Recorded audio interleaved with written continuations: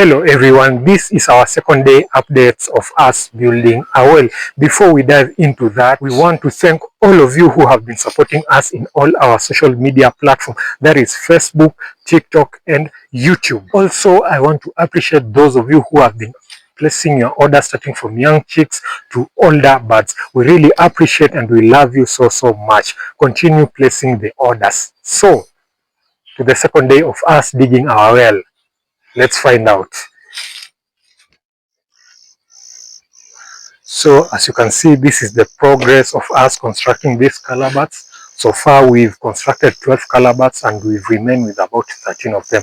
We are supposed to construct, that is 25 calabash. So these are the ones which we've already constructed, and still we are going to construct more, like others like this one plus one, that is 13. So if you add this one, it will be 25. So enjoy the rest of the video.